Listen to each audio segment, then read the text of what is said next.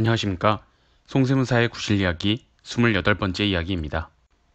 이번 구실이야기의 주제는 많은 분들이 궁금해하실 내용으로서 절세 사례까지 총 2회분에 걸쳐 제작할 예정입니다. 바로 대주주를 판단할 때 나와 내 가족 어디까지 합산해서 지분율 요건 또는 시가총액 요건을 따져야 하는지 특수관계인의 범위를 자세하게 설명하고자 합니다. 작년 말 2020년 대주주 요건 중 시가총액 요건을 자세하게 설명드린 바 있는데 10억이니 15억이니 이런 시가총액 합계액은 나 혼자 보유한 가액만으로 판단하는 것이 아니라 나와 나의 가족이 보유한 주식을 합쳐서 10억 또는 15억으로 대주주 판단을 하는 것이에요. 2020년 1년 내내 대주주에 해당하지 않아서 해당 종목을 매도하더라도 양도소득세로부터 자유로우려면 2019년 말 기준으로 10억 원이 되지 않았어야 합니다. 나 혼자 8억 보유했다면 대주주 기준금액 10억 원에 미달하기 때문에 세법상 대주주가 아닌 것이 아니라 다른 가족들이 3억 원 정도 보유한 사람이 있다면 내가 보유한 8억 원과 가족 보유액 3억 원을 합쳐 11억 원이 되니까 올해 중 2분기에서 4분기 매도분은 양도소득세 과세 대상인 것이죠. 그렇다면 나 말고 합산 대상인 가족은 도대체 어디까지일까요? 배우자? 우리 부모님? 내 자녀들까지만일까요? 법률 용어와 이해하기 쉬운 용어로 바꿔가며 차근차근 설명할 테니 잘 들어주세요. 1단계와 2단계로 설명할 예정입니다. 먼저 1단계, 최대주주에 해당하는지 판단해야 합니다. 참고로 모든 논의에서 특수관계인의 범위에 관계법인이 끼어있는 경우는 배제하고 설명드릴게요. 잦은 질문이 있긴 하지만 일반적인 상황은 아니어서요. 하나의 상장 주식 종목에 대하여 나와 6촌 이내의 혈족, 4촌 이내의 인척, 배우자, 이 모든 사람들을 주주 1인 등이라고 합니다. 이 주주 1인 등이라는 말 대신 이들을 하나의 그룹으로 표현할게요. 따라서 S전자의 모든 개개인의 주주를 본인과 6촌 이내의 혈족, 4촌 이내의 인척, 배우자로 묶어서 1그룹, 2그룹, 3그룹 이렇게 쭉 나아가서 n번째 그룹을 묶는 것입니다.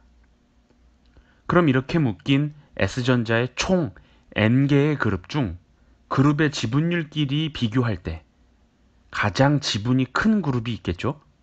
그 그룹을 최대주주라고 합니다. S전자의 개개인 주주들 그룹을 묶어보니까 총 100개의 그룹이 묶이게 되고 임의로 번호를 붙였을 때 10번 그룹이 100개의 그룹 중 가장 큰 지분을 가졌다면 이 10번 그룹이 S전자의 최대주주에 해당하게 되고 나머지 99개의 그룹은 전부 다 최대주주가 아닌 그룹이 됩니다. 제가 지금까지 상담해 왔거나 이 영상을 보시는 분들 대부분은 최대주주가 아니실 거예요. 즉, 일반적인 상황은 최대주주가 아닌 분들의 상담이 많습니다. 그럼에도 불구하고 내가 최대주주인지 저걸 어떻게 다 그룹별로 묶어서 내가 어디에 속하는지 어떻게 알겠느냐 한다면 확인할 수 있는 방법이 있습니다. 제가 그룹별로 묶어서 판단해야 한다고 했던 것은 법률을 이해하기 쉽게 재구성해서 설명을 드린 것일 뿐 실제로 실무적으로 그렇게 하기엔 불가능하니까요. 그렇다면 내가 최대주주인지는 다른 방법으로 확인해야 하는데 전자공시 시스템 다트에서 확인할 수 있습니다. 공시 의무가 있는 법인은 항상 최대주주에 대한 공시 의무도 있습니다. 이들의 지분 변동도 공시하게 되어 있습니다. 최대주주 등 소유주식 변동신고서라든가 사업보고서에 최대주주를 공시하게 되어 있죠. 이런 공시를 전자공시 시스템, 즉 다트에 하고 있습니다. 검색창에다가 전자공시 시스템 또는 다트로 검색하면 홈페이지가 나옵니다. 여기에 공시되는 개인들이 앞서 설명한 최대주주에 해당합니다. 그 외의 주주들은 전부 다 최대주주 아닌 그룹에 속하는 것이죠. 여기까지 나와 내 가족인 최대주주 그룹에 속하는지 그렇지 않은지 판단했습니다. 그럼 이제 대주주 판단 2단계가 있습니다. 내가 보유한 주식의 가족 중 누구 것을 포함해서 최종적으로 대주주 기준인 지분율 1% 또는 시가총액 10억 원을 판단해야 하는가입니다. 최대주주 그룹과 최대주주 아닌 그룹의 합산 범위가 다르기 때문에 별도로 두 단계로 나눠서 설명드리는 것입니다. 1% 또는 10억 원 등 대주주 판단할 때 합산하는 가족의 범위는 내가 최대주주 그룹에 속하고 있다면 나와 6촌 이내의 혈족, 4촌 이내의 인척, 그리고 배우자 지분을 전부 합쳐야 합니다. 결국 이 경우에는 1단계에서 최대주주 그룹을 묶을 때 포함됐던 가족 전부를 합쳐서 보유한 주식이 1% 또는 10억 원 기준으로 판단해야겠네요. 반면에 1단계에서 판단한 결과 내가 최대주주 그룹에 속하지 않았다면 나와 직계존비속 그리고 배우자 주식만 합쳐서 지분율 또는 시가총액 요건을 판단합니다. 다시 강조하면 내가 최대주주 그룹에 속했느냐 그렇지 않느냐에 따라서 최종적으로 대주주 요건을 판단할 때 합산하는 가족들의 범위가 달라지는 것 아시겠죠? 6촌 이내의 혈족과 4촌 이내의 인척은 직계존비속보다 훨씬 넓은 범위입니다. 6촌 이내의 혈족에는 직계존비속뿐만 아니라 형제, 자매, 이모, 고모 등이 다 포함되기 때문이죠.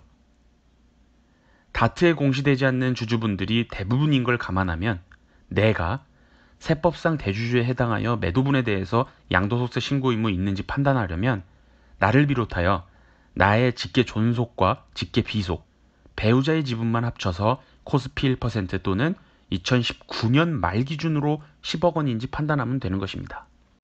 자, 여기까지는 좀 법률적인 표현 섞어가며 썼습니다.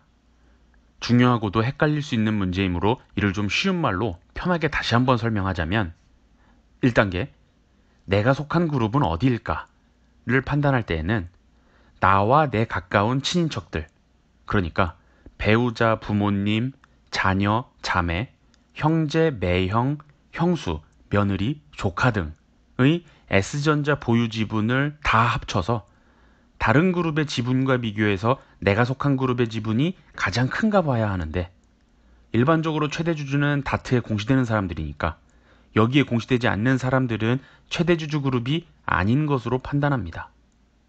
그 다음 2단계, 최종적으로 난 누구의 보유 주식을 합쳐서 대주주를 판단하는가 할 때는 앞선 1단계에서 나는 최대주주 그룹이 아니었으니까 나와 배우자, 부모님, 자녀가 보유한 S전자의 주식을 합쳐서 1% 또는 10억 원을 판단한다는 것입니다. 2021년 대주주 판단을 올해 말에 시가총액 기준으로만 판단한다고 봤을 때 내년엔 1년 내내 과세 대상에 해당하지 않으려면 3억 원에 미달하게 보유해야 하는데 이 3억 원은 나 혼자 보유한 평가액으로 판단해서는 안 된다는 것이죠. 나 또는 내 가까운 친인척들이 해당 종목에 대해서 다트에 공시되는 최대주주가 아니라면 올해 말 3억 원 기준은 나와 배우자, 직계존비속이 가지고 있는 지분 전체를 합쳐서 3억 원 기준을 판단하는 것이에요. 1단계를 판단해보니 최대주주 그룹에 속하지 않는다면 올해 말에 3억 원 판단할 때에는 며느리, 형부, 매형, 조카가 가지고 있는 주식은 고려할 필요가 없어요. 좀 더 쉽게 가족관계를 그림으로 설명해 보겠습니다. 나를 기준으로 설명합니다. 나의 가족관계는 다음과 같습니다. 나의 배우자가 있고 부모님이 계십니다. 나는 딸 한 명이 있습니다. 그리고 누나와 누나의 배우자, 즉 매형이 있고 누나에겐 자녀가 한 명 있으니 내겐 조카가 되겠네요. 이 관계에서 부모님은 나의 직계 존속이라고 하고 우리 딸은 나의 직계 비속입니다. 누나와 조카는 6촌 이내의 혈족이고 매형은 4촌 이내의 인척에 해당합니다. 우리 가족 중 특정 한 종목을 보유한 사람은 나와 어머니, 딸, 누나와 매형이 보유하고 있는 것을 확인할 수 있습니다. 1단계, 최대주주를 판단할 때에는 나의 그룹에는 나, 어머니, 딸, 누나, 매형의 지분을 전부 묶어서 하나의 그룹을 형성하겠네요. 어쨌든 일반적으로 내 그룹에 속한 가족들이 다트에 공시되지 않는다고 한다면 나는 최대주주가 아닌 것입니다. 그렇다면 2단계에서 최종적으로 2021년 대주주 요건에서 올해 말 1% 또는 3억 원을 판단할 때에는 최대 주주가 아니기 때문에 나와 어머니, 딸의 보유 주식만 합쳐서 판단합니다. 설령 1단계에서 최대 주주를 판단할 때 같은 그룹에 누나와 매형이 가지고 있는 주식도 함께 고려했었다고 하더라도 최종적으로 2단계에서 판단할 때에는 고려하지 않는다는 것이죠. 이해되셨나요? 이 대주주 범위는 일선 세무서 공무원이 아니라 지방국세청 조사과에 있는 직원분들도 모르는 분들이 계십니다. 따라서 내가 대주주에 해당할까 말까 고민하시는 분이라면 한 번쯤 공부해둘 필요가 있는 내용입니다.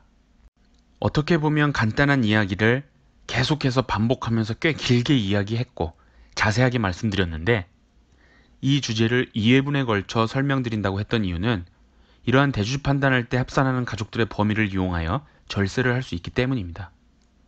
따라서 1단계와 2단계로 나누어 설명드린 이유이기도 하고요.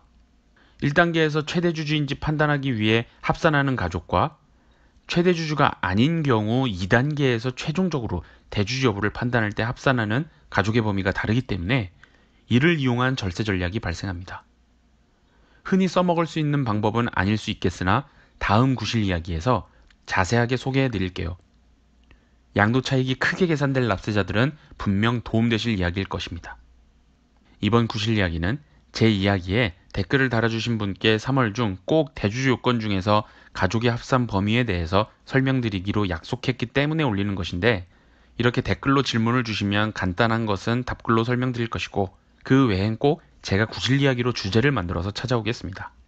오늘의 이야기와 관련해서 꼭 29번째 이야기까지 들어주세요. 이상으로 송세무사의 구실 이야기 28번째 이야기를 마치겠습니다. 감사합니다.